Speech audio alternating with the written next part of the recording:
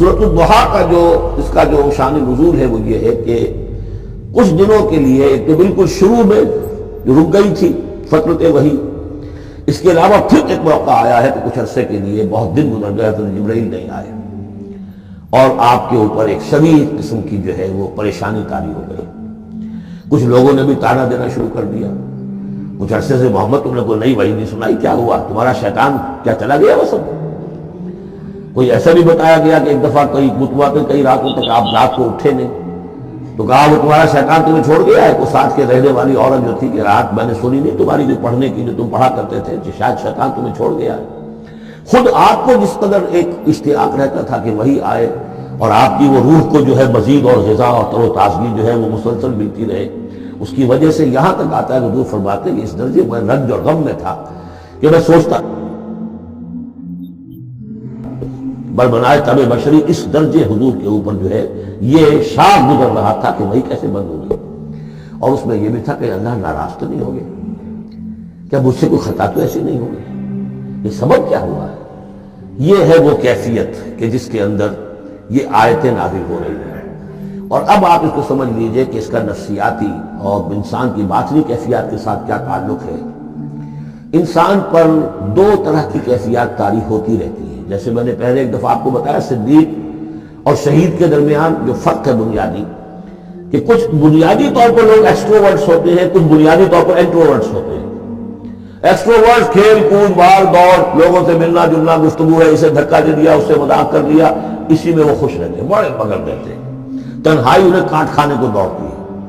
اور ایک انٹروورٹس ہوتے ہیں کہ وہ مجلس وغیرہ کو نہیں ہوتا، اپنے تنہائی میں کہیں بیٹھے غور و فکر کر رہے ہیں، سوچ بچار کر رہے ہیں، انہیں وہ مجلس سے زیادہ اپنا گوشہ تنہائی جو ہے وہ زیادہ عزیز ہوتا ہے۔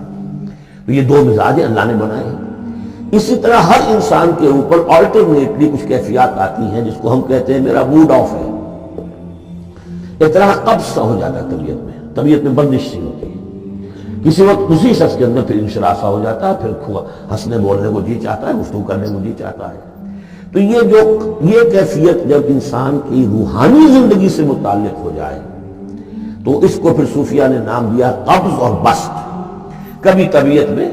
انشراح ہے، انبساط ہے، طبیعت جو ہے وہ آمادہ ہے، ہر چیز میں روشنی کا پہلو آدمی دیکھ رہا ہے، ہر چیز کے اندر آپ کو معلوم ہے ایک تاریک رخ بھی ہوتا ہے کسی معاملے کا اور روشن رخ بھی ہوتا ہے، اس وقت انسان روشن رخ کو دیکھتا ہے۔ اور ایک وقت میں آتا ہے کہ طبیعت میں بندش سی لگ گئی ہے، جیسے اندر کوئی پکڑ لیا کسی نے،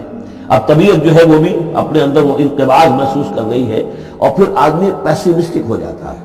نا امید سا ہوتا ہے، پھر اسے ہر معاملے کا تاریک پہلو زیادہ نظر آنے لگتا ہے۔ تو یہ قبض اور بسط کی کیفیات ہیں۔ جب کبھی قبض کی کیفیت ہو، قاضی ثناء اللہ پانی پتی رحمۃ اللہ علیہ نے تفسیر مظہری میں لکھا ہے کہ قبض کی کیفیت میں اس صورت کا پڑھنا تریاق ہے،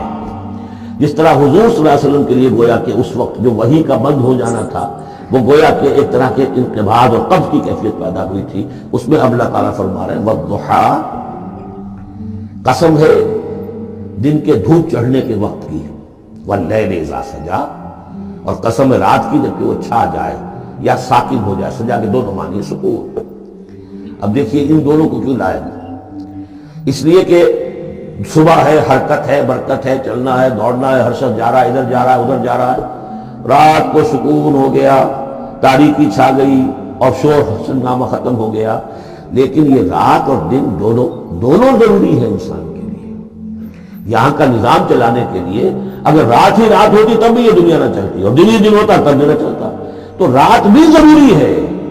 اسی طریقے سے نفس انسانی کے لیے کبھی کبھی قبض کا وقفہ بھی ضروری ہے۔ آپ اسے یہ نہ سمجھیں کہ اللہ تعالیٰ ناراض ہو گیا، یہ بھی ہماری تربیت کا ایک سمجھیے کہ جز ہے۔ ما ودعک ربک وما قلی، آپ کے رب نے آپ کو رخصت نہیں کیا ہے، نہ ہی وہ آپ سے ناراض ہوا ہے۔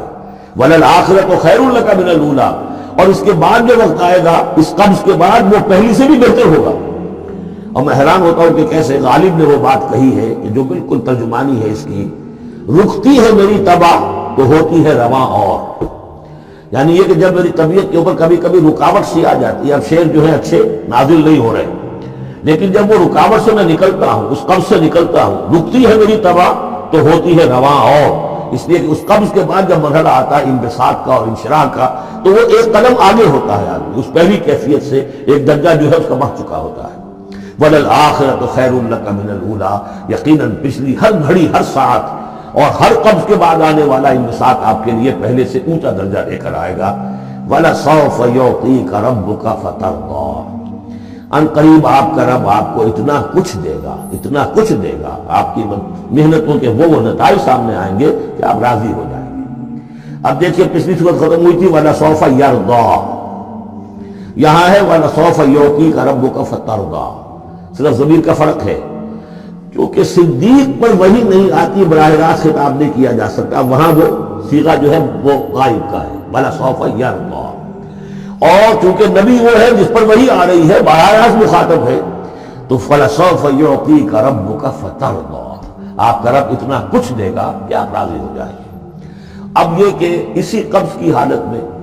پھر اللہ تعالیٰ اپنے احسان جتا رہا ہے، اور یہ بہترین ہے۔ کبھی طبیعت پر ڈپریشن ہو اس طرح کی اور قبض کی کیفیت ہو تو آدمی یاد کرے کس کس مرحلے پر اللہ نے میری دستگیری فرمائی، کن کن مراحل پر اللہ تعالیٰ نے مجھے مشکلات سے نکالا، اس سے وہ حوصلہ بڑھتا ہے، اور اس کو بھی سمجھیے کہ اسی انداز میں علم یجد کا یتیما فآویٰ، یہ سیرت النبی کے بڑے اہم حصے ہیں جو اس میں آ گئے ہیں۔ آپ کی پیدائش یتیمی میں، پوسٹیومس چائلڈ، باپ تو پہلے ہی فوت ہو چکا ہے، 6 سال کی عمر میں والدہ گئی، 8 سال کی عمر میں دادا گئے، اور وہ یعنی جو آپ نے دیکھا ہے ابتدائی زمانہ زندگی کا تو وہ یتیمی کا۔ علم یجد کا یتیما فآویٰ، کیا اس نے اے محمد آپ کو نہ پایا کہ آپ یتیم تھے، پھر پناہ دی، آپ کے لیے بندوبست کیا، دادا کے دل میں جو شفقت ڈالی، پھر آپ کے تایا زبیر کے دل میں جو شفقت ڈالی۔ عبد المطلب کے بعد فوراً ابو طالب کا نام آتا ہے، حالانکہ یہ غلط ہے تاریخی اعتبار سے۔ عبد المطلب کے بعد کافی عرصے تک زبیر جو آپ کے تایا تھے وہ سرپرست تھے، پھر ان کے انتقال کے بعد ابو طالب کا معاملہ آیا، لیکن ان کو بیچ میں سے غائب کر دیا گیا۔ بہرحال اللہ تعالیٰ جو بھی کسی کے دل میں ڈالتا ہے، آخر ابو طالب کے دل میں محبت ڈالی تو کس نے ڈالی؟ وہ ہم پڑھ چکے ہیں سورہ طٰہٰ میں، وَأَلْقَيْتُ عَلَيْكَ مَحَبَّةً مِّنِّي، حضرت موسیٰ علیہ السلام کی موہنی صورت کے اوپر اللہ تعالیٰ فرماتے ہیں ہم نے اپنی محبت کا پرتو ڈال دیا کہ تمہیں دیکھنے کے بعد وہ قتل کرنے کے ارادے سے باز رہ گئے، ان کے ہاتھ شل ہو گئے، ایسی موہنی صورت اسے قتل کرنا۔ وَأَلْقَيْتُ عَلَيْكَ مَحَبَّةً مِّنِّي وَلِتُصْنَعَ عَلَىٰ عَيْنِي، یہ ہوا ہے۔ تو فرمایا علم یجد کا یتیما فآویٰ ووجدک ضالا فہدیٰ،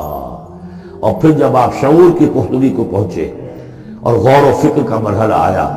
حقائق میں انسان کو سوچ بچار کا مرحلہ آیا، اور آپ کو دیکھا کہ آپ تلاش حقیقت میں سرگرداں ہیں، تو ہدایت دی۔ وہ آگے آ جائے گا، بہت قریب پہنچ گئے ہم، اقرأ بسم ربک الذی خلق، وہ مرحلہ جب آئے گا۔ وَوَجَدَكَ عَائِلًا فَأَغْنَىٰ، اور پایا آپ کو تنگ دست تو غنی کر دیا۔ کس طرح سے راستہ پیدا کیا ہے خدیجہ الکبریٰ رضی اللہ تعالی عنہ نے، جو بھی ان کے آپ کے محاسن دیکھے کتنی گنجیدہ ہوئی ہیں۔ بڑے بڑے سردار قریش کے جو ہے ان سے نکاح کے خواہش مند تھے، انہوں نے خود جو ہے اپنی رونی کے ذریعے سے پیغام دیا ہے حضور کو، تو یہ ساری چیزیں جو ہے ان کی ساری دولت جو ہے وہ پوری کی پوری انہوں نے لا کر حضور کے قدموں میں ڈال دی ہے۔ وَوَجَدَكَ عَائِلًا فَأَغْنَىٰ